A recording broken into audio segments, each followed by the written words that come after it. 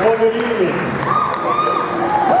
For those of you who may not have met yet, my name is Randy Ezell. This is my wife, Jean. And on behalf of the board and Ezell, if you're sitting here tonight, you're sitting here because you're special to our family in some way.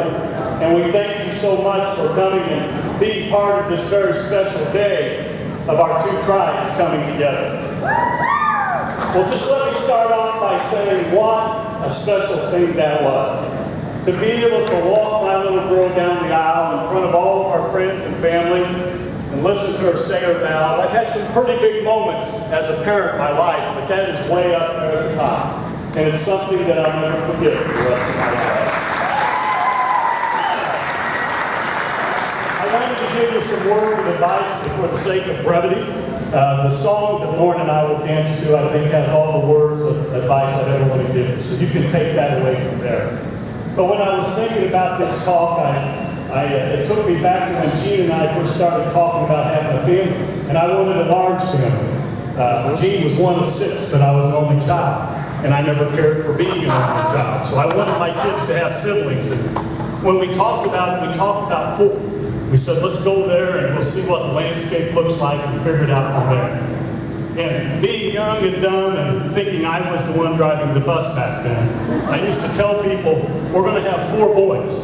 We're going to have Josh, Jake, Luke, and Duke. And I believed that. I believed it. And so as time went on, I had my Josh and I had my Jake. And so things are looking pretty good for Luke, right? I'm 2 for 2.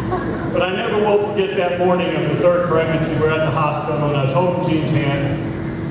And the doctor came in and got things going. And he said, I remember him saying, we're getting close, we're getting close. And all of a sudden he looked up at me and he said, congratulations, Randy.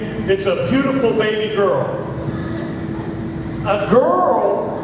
No, this was Luke. This was Luke. But the nurse came over and laid her in my arms, and she opened those baby blues, and we locked eyes, and I was to never be the same man again. Before that moment in time, that someone told me that, Randy, someday you will strive with every fiber of your body to be able to make the perfect ponytail with no bumps. No bumps, Daddy, no bumps. Well, I wouldn't have believed it. Before that moment in time, had someone told me, Randy, someday you will find yourself sitting at a teeny tiny table, in a teeny tiny chair, holding a teeny tiny teacup full of Kool-Aid, instructed by your little girl to stick out your little pinky as you sipped it. Well, I would have thought you were crazy. And before that moment, had someone said, someday the best part of your day, putting your little girl to bed, saying your prayers, and ending with a Chinese, Japanese, Eskimo butterfly kiss, well, I would have thought you were completely out of your mind. But I went on to learn that there was a very special bond between a father and his little girl. And I learned that little girls were made out of sugar and spice and everything nice. But I learned a couple of other things that I would have never known had she been Luke instead of Lauren. I learned that little girls could be strong and courageous. I learned that little girls could be smart and calculating. And I learned that they could be as tough and fearless as any little boy ever wanted to be. But more than any of that, I learned that having a little girl was just an absolutely special thing. As time went on, Lauren had a pretty normal high school life. She was very social, dated a little bit, not a lot. But when she walked onto the campus at Butler University, it was Katie bar the doors. Because this little girl became Mrs. Socialite. There wasn't a single party that she was going to miss. And she also began to date. And I began to work. But I found out very quickly that not only was she a lot pickier than I was, she had even higher standards than I did. If a guy combed his hair the wrong way, said the wrong thing, looked at her the wrong way, made a noise when he chewed his food, and Johnny, I have no idea how he made it past that one. But she would kick him to the curb. I watched guy after guy eat dirt. Freshman, sophomore, junior, senior year. Graduation, she entered the workforce and still no steady relationship. And I was starting to worry a little bit. And then one day Jean says, you know, Lauren's dating this new guy named Johnny. I remember thinking, I wonder how long this poor schmo's going to make it. But 1 month, 2 months, 3 months went by, and he's still there. Gene and I were on our way to lunch one day, and she says, you know, Lauren really likes this Johnny guy. And I said, yeah, well, what do you know about him? She said, well, he's a Fort Wayne DeWinker kid, and he played football at Notre Dame. Now, you need to know, at that time of my life, when someone said a Notre Dame football player, there was a kid that came to mind who played there, graduated a couple of years earlier. And Jack and Lanny Rossman and I had coached him in the 3rd and 4th grade CYO football, and his name was Pat Koontz. Koontz was crazy in the 3rd grade, and we watched him get a little crazier every year as he got older. So that was the image that I had in my mind of this Johnny.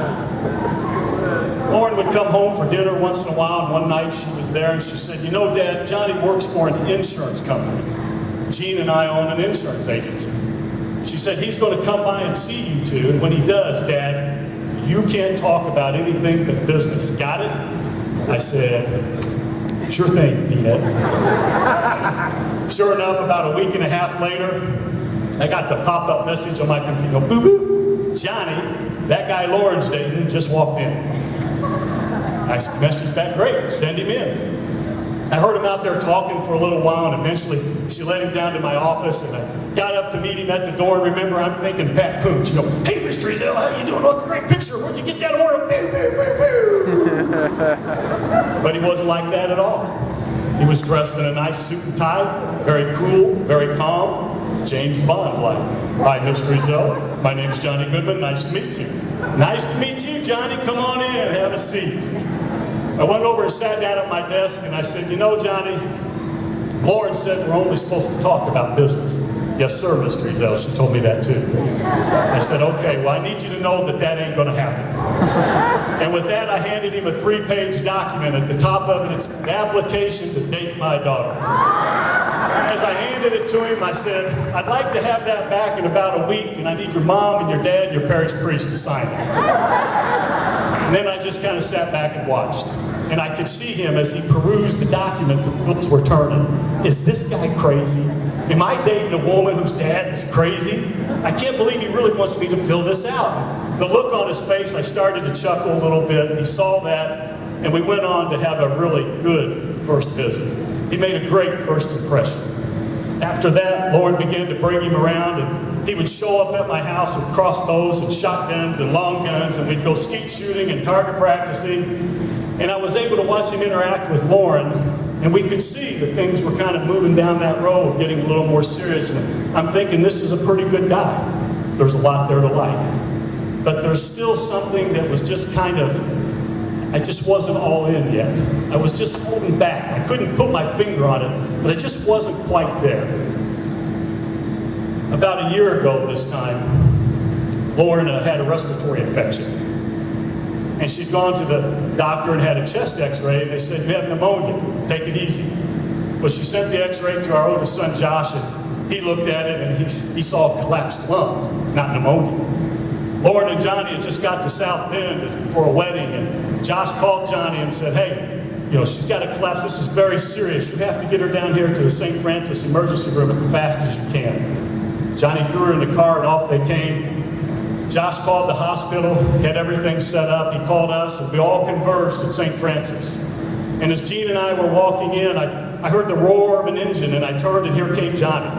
And he kind of slid to a stop at Gene and I. The door flew open, and he looked at Lauren, and he said, get out, go with them. And I looked in his eyes, and I could see fear. I could see worry. I could see concern. And I still wasn't too sure what was going on, but the look on his face kind of even took me up a notch. Worried me a little bit. Gene and I grabbed Lauren and we ushered her into the hospital. They took us right back and put us in a room and put her to bed. And I'm standing at her side holding her hand, and I've gone into dad mode. A few minutes later, Johnny come in from parking the car, and he went to the other side of the bed. He took her other hand, and with that, Lauren lets go of my hand, and she grabs a hold of his hand with both of hers, and she looks at him like this.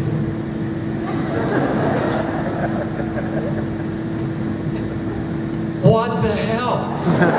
That's my look. That was the dad look. That was the look that she'd bump her head on the pew at church. That's the look I got when she fell off her bicycle and skinned her knee. And she's giving it to him. And the two little guys in my head, the sane and insane guys, are having a battle royale. One of them's telling me to jump across the bed and grab him by the throat. And the other one's telling me to jump over and kiss him. And my head feels like it's going to explode when all of a sudden the sane one gets a hold of things and he says, stop. Stop. This is good. Don't you see? This is a chance for you to see how this guy's going to take care of your little girl when there's an emergency. It's a chance to see how he's going to do. Just step back and watch. It took every fiber of my body, but I kind of faded back into the corner and observed.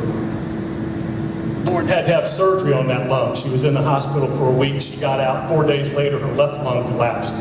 She had to go back in for surgery on it. And throughout the entire time, it was difficult for us to get Johnny to leave her side.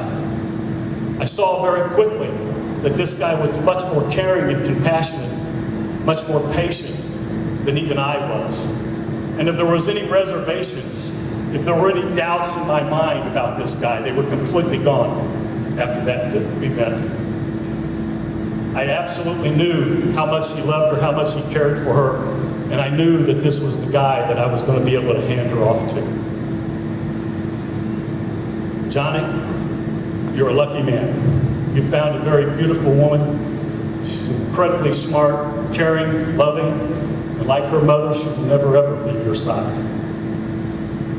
Peanut.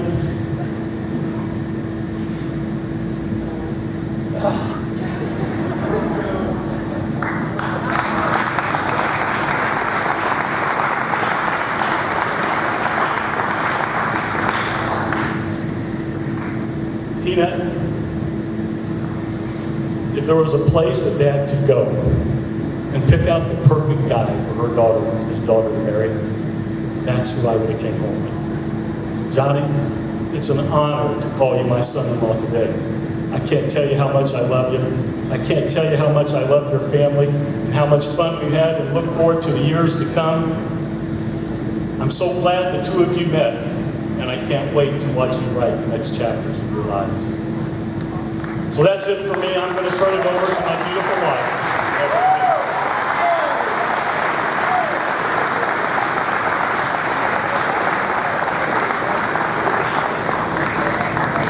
I will make this brief. And I remember the day Johnny came into the office and you weren't there.